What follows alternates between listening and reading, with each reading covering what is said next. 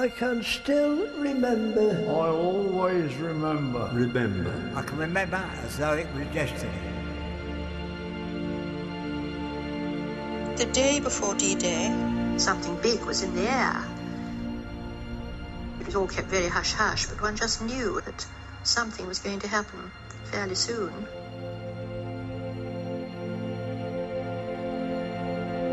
We were intensely excited, full of anticipation. The waiting was over, all the training. We were going to, at last, put it into practice.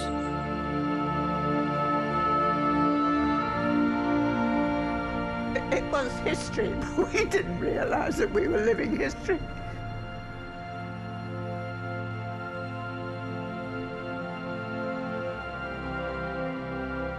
The whole area became so congested with service people of all kinds and vehicles and boats and so on. It was quite beyond belief.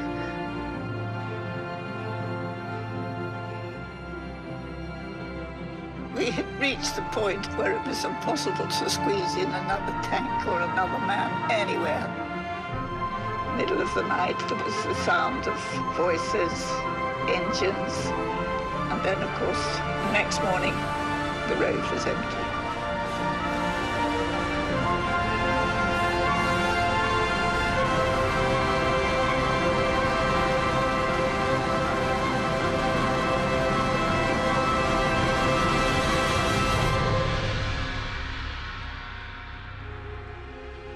The afternoon of that day, we got back aboard.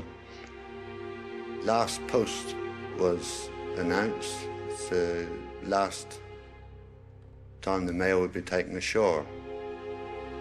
We all guessed something was on. So everyone had to write their last letters. I had £3 at the time. That's what I was worth. So I put it in an envelope and addressed it to my mother. I can remember this day writing to my mother, and I had said in the letter that if anything happened to me, I hope she would go on in life the way she always done, with a nice good smile on her face, and remember that I was only one of thousands, and just be proud that her son had died for his country.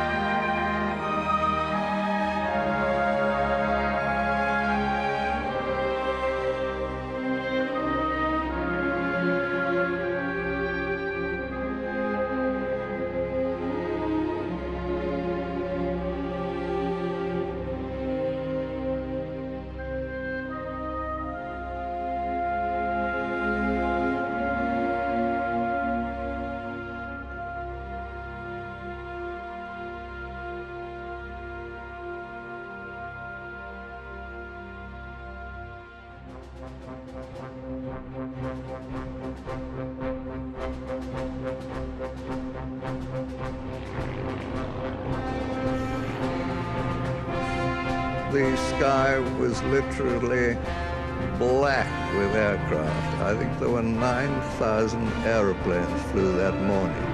Bombers, fighters, support craft of different shapes and sizes. That was the most impressive sight. And the sky was thick with aircraft.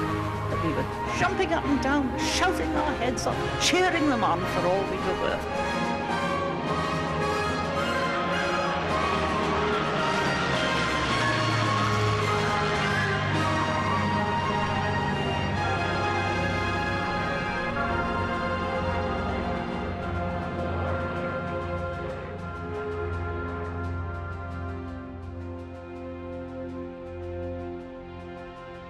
We're over the enemy coast now, and the running has started.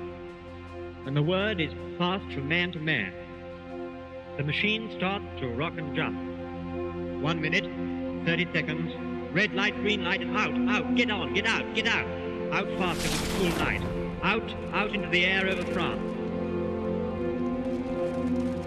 I looked back at these fellows, very, very young, the faces just discernible in this very soft yellow light that was allowed back at the fuselage. And I felt really this was a moment of history when these fellows in particular were being tested to their very utmost of human capability.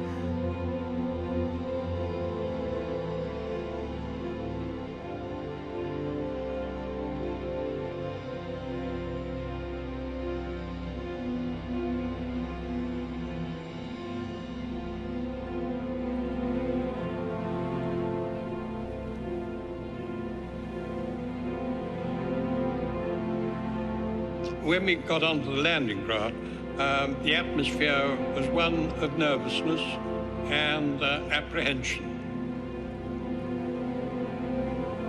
I've never seen anything like before. Hundreds and hundreds of ships laden with men and soldiers, all coming out from the various ports of England. You couldn't see the sea out for miles, it was just packed with ships. It was dusk when we went. I can always remember because on the end of the quay was a lone piper playing the bagpipes, which has always stuck in my memory as the landing craft were going out. And I thought to myself, well, we're in the Isle of Wight, my home's just over there, can I swim? When we were passing the White Cliffs of Dover, the sergeant says we passed, he said, take a good look, boys. He said, many of you will never see that again.